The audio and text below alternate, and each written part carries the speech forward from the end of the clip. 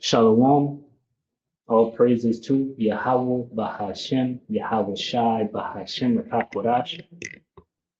Double honors to the elder apostles, the bishops, and the elders of GMS who rule well, peace, and salutations to the elect. My name is Aina. The title of the video is Trouble in Paradise. Ultimately, these devils over in the land of Israel are having many problems. And, basically, Benjamin and not a Jew is having problems with his following. But this is an indicator, that, we're at the end because these devils are losing power, right? The scriptures say Esau is the end of the world and Jacob is the beginning of it that followed. And the Most High, Yahweh Bashim Shai, is visiting this place and making inquisition, of them that hurt unjustly and deal wrongfully, right? And we know that pursuant to Job 9:24, the earth is given into the hand of the wicked, right? And these wicked devils have been ruling wickedly, unfair decrees and whatnot. So the Most High is exposing them to the whole world, right? I picked this one video because I did two videos on it already, part one and part two. They blocked, or they tried to block the first one. They made it like age restricted for some reason. And then I uploaded it, and then they took away the age restriction. So I don't know what they seen the first song, but when they checked it again, it wasn't actually nothing. So then I did a second video on it, and it's ongoing, and basically it's going to the fact that these devils are pushing, for early voting, or early elections over there in Israel. And we're going to get to the fact that the biggest party that helped him stay in the position so long is the party that he crossed. Right now, it's the party that's pushing for this early election to get him out of that position and out of that seat. And we know that this is the Lord's doing. This is Second Ezra chapter 6, verse 18. It says, and it said, let me start at 17. Verse 17, it says, and it had happened that when I had heard it, I stood upon my feet and hearkened. And behold, there was a voice that spake, and the sound of it was like the sound of many waters.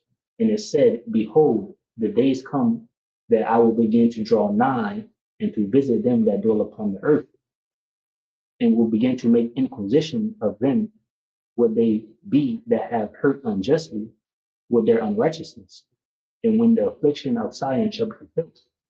Right? So ultimately, pursuant to Lamentations 4, around verse 20, right, we drink up that cup, and now it's Esau's turn to drink up that cup.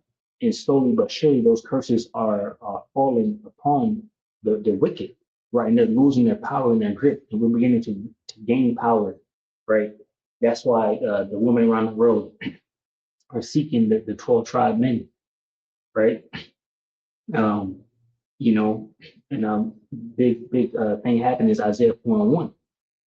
With the woman trying to just come on Jake basically. All 12 tribes. And Esau's losing his power. His own women, are turning on him. All right. The scriptures say that widows shall not weep. So not only do we have all the women around the whole world, but the people that are in power, the Edomites, right? Their women are starting to, in which they've been doing it, for a long time, but now they're coming over more. Right. The only person that's kind of still falling behind and been behind for a minute is Eve. Right. The scripture say, then she that mine enemy shall see, and be trodden down like the mire in the streets. She can't get right. Her and Esau, Bonnie and Clyde. So it is what it is. The woman comes through us in the kingdom, we're gonna bring a lot of our women back because a lot of them gonna die on this side. All right. A lot of women and men included, been scoffing and mocking, talking about different things, the great doctrine. So you can only imagine how the Most High Yahweh was, going to allow these different individuals to get great, in front of each other multiple times from their favorite heathen devils, the Edomites, right? So a lot of things are gonna happen, regarding that. But you can see that. Let me grab the scripture because I'm talking a lot about it. But you can see that Esau is going down, right? And we're about to gain that power, and it starts here. We get spiritual power, all the women. Um, then we get the glory, the new bodies, the full effect of our spiritual power, all of it. Anyway, Lamentations 4:21, it says, Rejoice and be glad, O God of Edom, that dwellest in the land of Uz. The cup also shall pass through unto thee. Thou shalt be drunken and shalt make thyself naked. All right, so Edom, that they're drunken and naked now. They're fully exposed. Right? Everything they do is expose. So much information is coming out. Right, as Obadiah says, how the things of Esau or secrets searched up. Let me see real quick. Let's get it real quick. Obadiah says, Obadiah 1:6, how are the things of Esau searched out? How are his hidden things sought up? So it's all coming out about this devil. All the wicked dealings that he's into. That's what we have in the news heavy. The PDF file rings around the world is getting exposed. The tunnels under California in Israel, because what goes down in California regarding Hollywood or Hollywood, right? So this devil is getting exposed on all levels, all right? Even going to the satanic temples and things like that. I've seen something recently where Russia is destroying another satanic temple because they started destroying those temples around the time they started going to war with Ukraine. I noticed that they was like just destroying different statues and so he's pissed. He's thinking evil thoughts over there. But anyway, Lamentations 4:22, it said the punishment of thine iniquity is accomplished, O God of Zion. He will no more carry you away into captivity. He will visit thine iniquity, O God of Edom. He will discover thy sins. So that's what's happening right now. The shift is a shift happening. All right. Verse 19 again, 2nd Ezra chapter 6, verse 19, it says, and will begin to make inquisition of them what they be that have hurt unjustly with their unrighteousness, and when the affliction of Zion shall be fulfilled. So ultimately, that's the 2/3 and the rest of the heathen, the wicked elite, that the Most High is making inquisition about. Right? The scriptures say, mark them that sigh and cry. I believe that's Ezekiel 9. Marking them that sigh and cry. We're the ones sighing and crying, but everyone else is okay with what's going on. The wickedness, living in their filth, barely getting by, barely got money, robbing each other, adultery, all these different things that they're doing, they're happy with. That's why they all got to be wiped away. All right. It says, verse 20, and when the world that shall begin to vanish away shall be finished, then will I show these tokens. The book shall be opened before the firmament, and they shall see all together. Right? And what is that talking about? The prophecies popping off the scriptures, right? Things happening, showing the tokens. That's why Habakkuk 2 says what it says. Habakkuk 2:3 says, for the visions yet from the appointed time that the end shall speak and not lie. They will tarry, wait for it, because they will surely come. It will not tarry. All right, so the visions are now speaking, and that's why we see, these devils, going through the problems that they're going through. Let's grab this. Now, and like I said, these devils got many problems happening in Israel right now. This is one of them. They're getting caught on news, disrespecting the prisoners that they're finding. We know what goes on with that. Every time they move back to prisoners, all they do is, grape them on camera, hiding behind shields, do all manner of different things to their body parts and all of that, because these are the vile, wicked men of the earth, as Isaiah 32, verse 5 said. All right, these devils been true devils. They just hid it because it wasn't out there in the media. Now cameras is everywhere, and they can't hide who they are. Even on camera, filming, talking about we need to find a way to stop these people from, looking at us while saying that to the camera. We're looking at them, So what's happening here is the Israeli ultra Orthodox Party threatens to topple government. So what I'll do first is get this.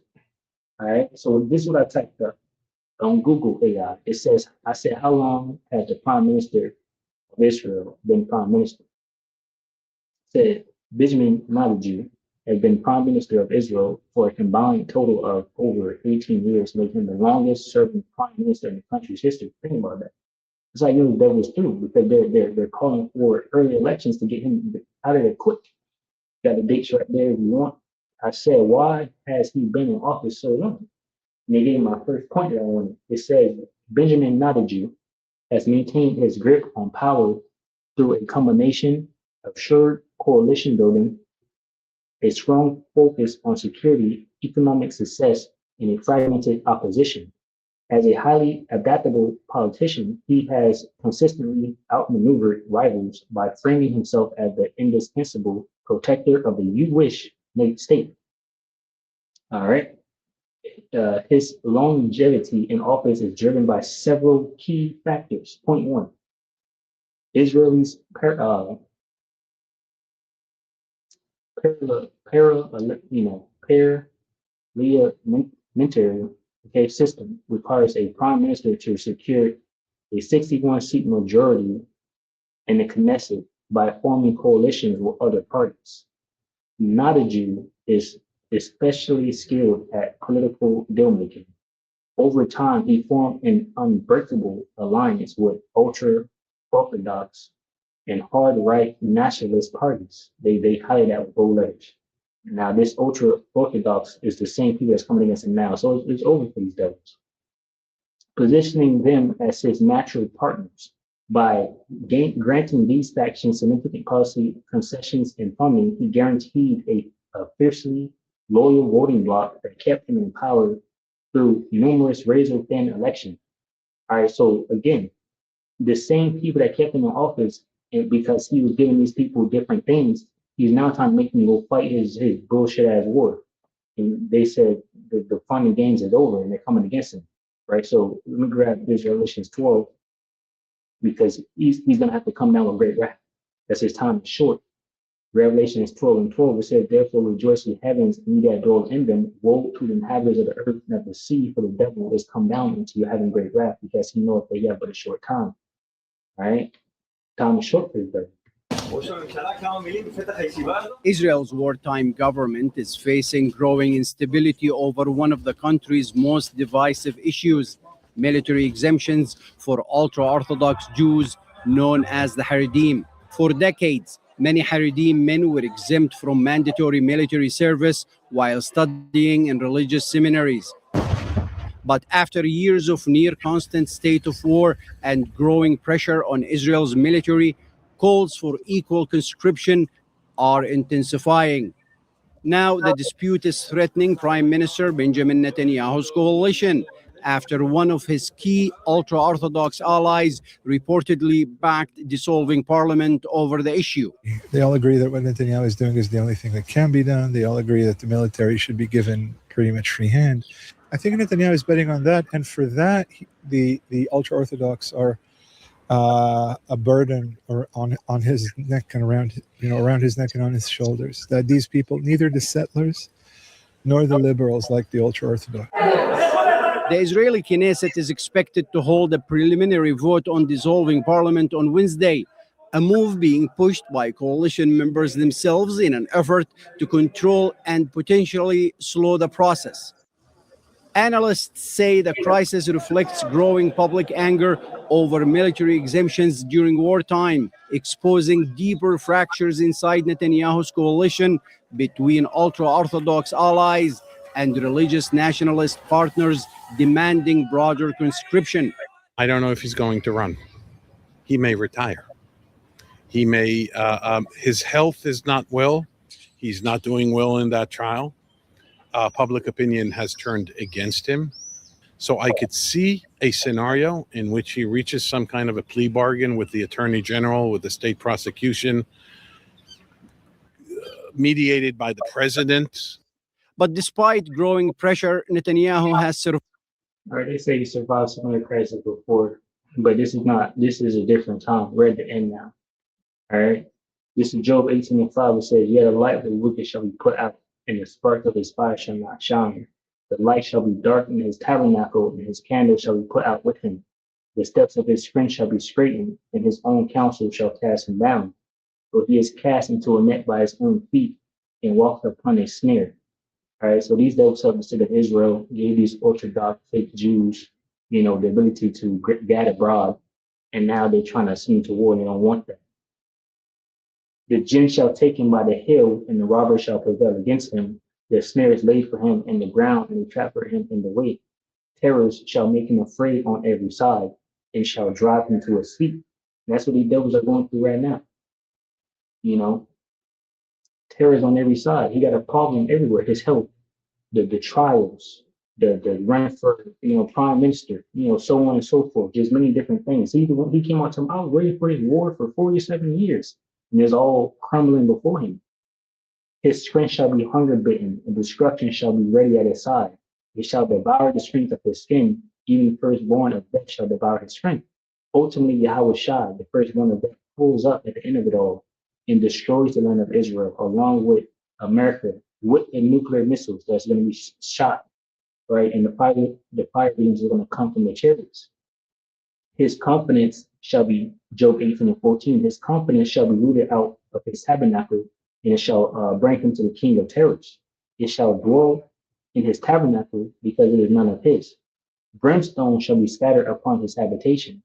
His root shall be dried up, beneath and above shall his branch be cut off. His remembrance shall perish from the earth, and he shall have no name in the street. Right? He shall be driven from the light into darkness and chased out of the world. He shall neither have son nor nephew among his people, nor any remaining in his dwelling.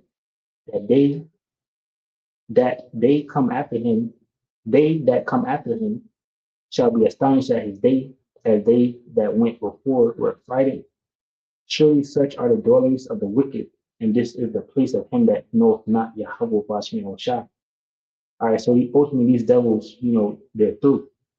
All right, the light, the candle is being put out. This is Baruch chapter 4 and verse 30. Take a good heart, O Jerusalem, for he that gave thee that name will comfort thee. Miserable are they that afflicted thee, and rejoice at thy fall. Miserable are the cities which thy children serve. Miserable is she that received thy sons. For as she rejoiced at thy ruin, and was glad of thy fall, so shall she be grieved for her own desolation. For I will take away the rejoicing of her great multitude, and her cry shall be turned into mourning. Right, mostly nations around the world, all nations right now are going through it. We're entering what the scriptures calls Jacob's trouble, right? But it's Jacob's trouble, but it's the world's trouble. All right, not only Jacob's trouble. All right, the whole world is feeling this. All right, so pretty much, that I just wanted to go into that. Lord willing, we will edify from the lesson. Shalom to the hope elect, which consists of men, women, and children. Shalom.